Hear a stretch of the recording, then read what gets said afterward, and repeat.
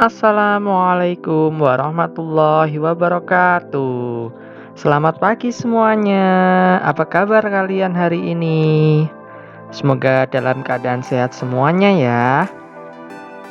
Untuk pembelajaran kali ini kita masih belajar dari rumah. Kita akan belajar mengenai tema 6, subtema 2, pembelajaran 1. Tak lupa Pak Yogi senantiasa berdoa agar kalian semua dalam keadaan sehat, dan semoga apa yang kita pelajari pada hari ini nanti dapat menjadi ilmu bermanfaat bagi kalian semua dan bisa kalian pahami dengan baik. Langsung saja kita mulai belajar dari rumah penuh semangat. Kelas 4, hebat. Sebelum melakukan pembelajaran, mohon untuk kalian berdoa terlebih dahulu kepada Allah Subhanahu wa taala. Kita berdoa bersama-sama. Berdoa mulai. Berdoa selesai. Tak lupa juga Pak Yogi untuk menyampaikan, senantiasa mengingatkan kalian untuk senantiasa menjaga protokol kesehatan. Cita mas jajar, cuci tangan menggunakan sabun, memakai masker, dan menjaga jarak minimal 1,5 meter. Dan tak lupa kalian harus senantiasa membantu orang tua kalian agar pekerjaan di rumah menjadi lebih ringan. Kita langsung saja mulai masuk ke dalam materi kita hari ini. Kita akan mempelajari 2 muatan pada kali ini, yaitu muatan bahasa Indonesia tentang menggali isi puisi yang disajikan secara lisan maupun tulis dengan tujuan untuk kesenangan. Yang kedua, muatan pelajaran IPA, yaitu membandingkan siklus hidup beberapa jenis makhluk hidup serta mengkaitkannya dengan upaya pelestariannya. Untuk buku pelajaran yang bisa kalian baca, yaitu pertama buku paket tema 6 halaman 63 sampai 72. Yang kedua ada Bu Pena 4C. Kalian cari materinya yaitu tema 6 subtema 2 pembelajaran ke-1. Yang akan kita pelajari pertama yaitu membuat puisi.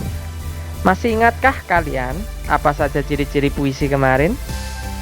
Di subtema 1 kita sudah pelajari.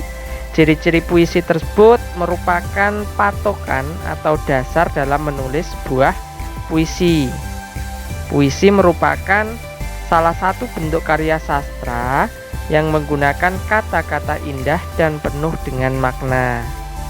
Puisi dapat berisi setiap hal, salah satunya yaitu cita-cita.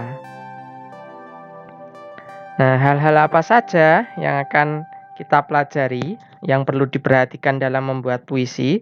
Yang pertama adalah tema. Tema bisa juga disebut dengan topik utama. Jadi, tema itu merupakan topik utama atau gagasan pengarang dalam sebuah puisi. Penentuan tema tidak selalu menjadi hal utama saat membuat puisi, karena kalian bisa dengan bebas menuliskan pikiran dan imajinasi dalam puisi. Tema merupakan batasan dalam penulisan puisi agar tetap berada dalam ruang lingkup. Tema dapat ditemukan oleh pembaca dan pendengar puisi saat memaknai suatu puisi. Jika kalian menentukan tema terlebih dahulu sebelum membuat puisi, maka hal itu akan memudahkan kalian dalam membuat puisi. Contohnya seperti puisi yang kita pelajari di subtema 1, temanya tentang cita-cita, maka isinya puisi tersebut hanya berceritakan tentang cita-cita dari si penulis puisi tersebut. Yang kedua, observasi atau pengamatan. Observasi merupakan hal yang perlu diperhatikan juga karena bermanfaat untuk mengembangkan ide, imajinasi, dan khayalan bagi pengarang. Saat akan membuat sebuah puisi, pastinya seseorang membutuhkan ide atau inspirasi. Inspirasi tersebut bisa diperoleh dari kalian saat melakukan observasi. Misalnya saat kalian melakukan perjalanan, pengamatan, atau penyelidikan. Selain itu, pengarang juga bisa mencari inspirasi dari internet, buku, majalah, dan media lain. Lalu persiapan apa saja yang dibutuhkan dalam membuat puisi? Yang pertama, kalian harus menentukan temanya tadi. Yang kedua, setelah temanya kalian tentukan, siapkan peralatan tulis yang dibutuhkan. Yang ketiga, kalian harus melakukan observasi pada objek tema puisi. Yang keempat, menentukan peristiwa yang sesuai dengan tema puisi. Yang terakhir, mencatat setiap informasi yang dibaca maupun yang disimak.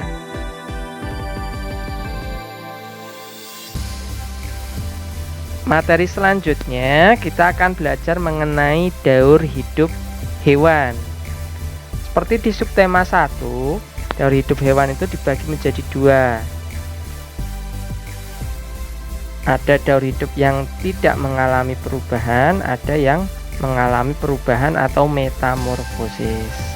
Nah, yang akan kita pelajari hari ini yaitu yang mengalami metamorfosis.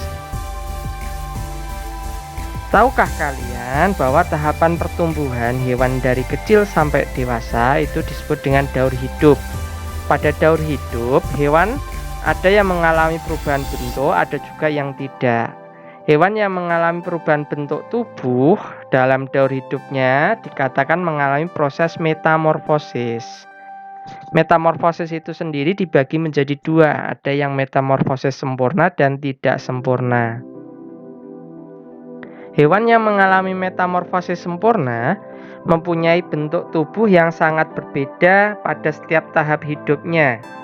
Pada saat telur menetas, bentuk tubuh hewannya tidak sama dengan bentuk induknya. Contoh, kupu-kupu. Kalian tahu bentuk kupu-kupu memiliki sayap, bisa terbang. Nah, lalu ketika dia bertelur, telurnya menetas, maka kupu-kupu itu berubah menjadi ulat. Telur kupu-kupu berubah menjadi ulat. Nah, ulat itu beda jauh dengan bentuk kupu-kupu. Sedangkan hewan yang mengalami metamorfosis tidak sempurna, setelah telurnya menetas, maka bentuk tubuhnya sudah mirip dengan induknya. Biasa disebut nimfa. Contohnya kecoa. Kecoa kalian tahu bentuknya.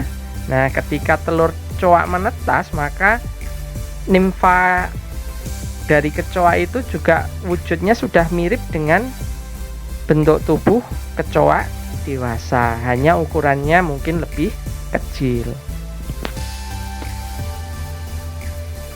Yang akan kita pelajari pertama yaitu daur hidup kata.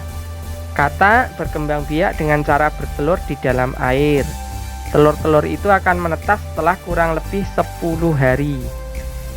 Telur itu menetas menjadi berudu atau biasa disebut cebong, kecebong yang hidup di air. Oleh karenanya, berudu memiliki insang, alat pernafasan untuk bernafas di dalam air seperti pada ikan. Setelah 3 minggu, insang pada kata akan tertutup oleh kulitnya. Kemudian tumbuhlah kaki belakang.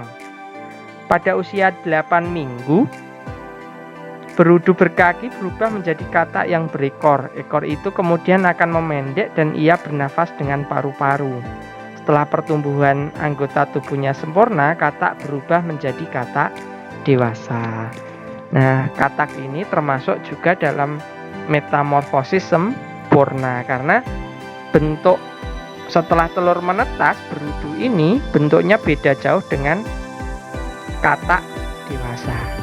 Jadi untuk membedakan antara metamorfosis sempurna dan tidak, kalian perhatikan setelah telur itu menetas bentuk tubuhnya dibandingkan dengan bentuk dewasanya. Kalau dia memiliki kemiripan, maka itu disebut tidak sempurna. Tapi kalau yang sempurna itu pasti berbeda. Nah, untuk daur hidupnya jika diurutkan berarti menjadi seperti ini. Telur berubah menjadi berudu, berudu berubah menjadi berudu berkaki, berudu berkaki berubah menjadi katak berekor, katak berekor berubah menjadi katak dewasa, lalu katak dewasa akan bertelur lagi dan seterusnya. Yang selanjutnya daur hidup kecoa. Kecoa merupakan salah satu serangga yang juga berkembang biak dengan cara bertelur. Setelah beberapa lama, telur kecoa akan berubah menjadi kecoa muda yang disebut nimfa. Bentuk nimfa mirip dengan kecoa dewasa, hanya warna kulitnya yang berbeda. Nimfa beberapa kali mengalami pergantian kulit sampai ia menjadi kecoa dewasa. Nah, jadi ini nimfa setelah telurnya menetas, dengan perbandingan kecoa dewasa itu bentuk tubuhnya sudah mirip. Jumlah kaki, bentuk tubuhnya itu sudah sama, hanya beda tadi ukuran dan warnanya saja. Jika kita urutkan daur hidupnya, telur berubah menjadi nimfa pertama, berubah lagi menjadi nimfa kedua, berubah menjadi kecoa muda, setelah itu berubah menjadi kecoa dewasa, dan kecoa dewasa kembali bertelur. Seperti itu daur hidup kecoa. Yang selanjutnya yaitu daur hidup capung. Capung juga merupakan serangga yang berkembang biak dengan cara bertelur. Sama dengan kecoa, ketika telur capung menetas, ia menjadi capung muda yang disebut nimfa. Setelah kurang lebih mengalami pergantian kulit sebanyak 10 kali, capung berubah menjadi capung dewasa. Urutannya sama, telur menetas menjadi nimfa, nimfa berubah menjadi capung muda berubah menjadi capung dewasa, lalu capung dewasa akan bertelur kembali. Maka capung itu disebut hewan yang mengalami metamorfosis tidak sempurna, sama seperti kecoa. Yang selanjutnya nyamuk. Nyamuk juga termasuk jenis serangga yang berkembang biak dengan cara bertelur di permukaan air. Ketika telur menetas, ia berubah menjadi jentik-jentik atau tempayak. Tempayak ini akan hidup dan mendapat makanannya dari air yang ia tinggali. Setelah cukup umur, tempayak ini berubah menjadi pupa. Setelah beberapa waktu, pupa akan berubah menjadi nyamuk muda hingga berubah menjadi nyamuk dewasa. Nyamuk muda dan dewasa tidak hidup di air, ia akan kembali ke air ketika dia akan bertelur. Nah, dari urutan daur hidupnya bisa digambarkan menjadi seperti ini. Dari telur berubah menjadi jentik-jentik, jentik-jentik berubah menjadi pupa, pupa berubah menjadi nyamuk dewasa, kemudian nyamuk dewasa kembali bertelur. Dalam daur hidupnya, nyamuk itu bisa digolongkan ke dalam bentuk metamorfosis sempurna, sama seperti kupu-kupu, katak, dan juga lalat. Nah, itu tadi materi yang Pak Guru sampaikan, yaitu tentang metamorfosis dan juga membuat puisi. Jika anak-anak masih belum paham atau ada beberapa hal yang perlu ditanyakan, silakan WA ke Pak Yogi. Selanjutnya, Pak Yogi akan memberikan tugas belajar. Yang pertama, tugasnya yaitu kalian gambarlah daur hidup dari keempat binatang yang tadi Pak Guru sebutkan, yang sudah kita pelajari, ada katak, kecoa, capung, dan nyamuk. Kalian warnai agar gambar kalian lebih menarik. Nanti semakin menarik gambarnya, nilainya akan semakin bagus. Yang kedua, kalian silakan mengerjakan evaluasi subtema 1. Nanti kalian kerjakan melalui Google Form, yang linknya nanti akan Pak Guru share di grup. Batas pengerjaannya hanya 1 orang mengerjakan 1 kali. Jika diulangi mengerjakannya, yang Pak Guru ambil adalah nilai yang pertama kali dikerjakan. Jadi pelajari dulu baik-baik, tidak ada batas waktunya. Dilihat dulu soalnya baik-baik, baru dijawab. Yang ketiga tugasnya yaitu tugas pembiasaan. Ini Pak Guru tidak perlu dikirim buktinya. Yang penting kalian laksanakan, dibiasakan setiap hari. Jagalah protokol kesehatan. Dan juga untuk pembiasaan kali ini Pak Guru minta kalian baca buku paket yang terkait dengan tema 6 subtema 2 PB1 yaitu halaman 63 sampai 72. Biasakan walaupun tidak ada pelajaran tatap muka, kalian tetap membaca buku pelajaran. Karena itu nanti akan membentuk karakter kalian menjadi anak yang cerdas dan anak yang hebat.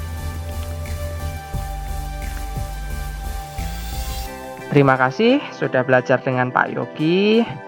Belajar dari rumah penuh semangat. Kelas 4 hebat. Bapak akhiri dulu. Wassalamualaikum warahmatullahi wabarakatuh.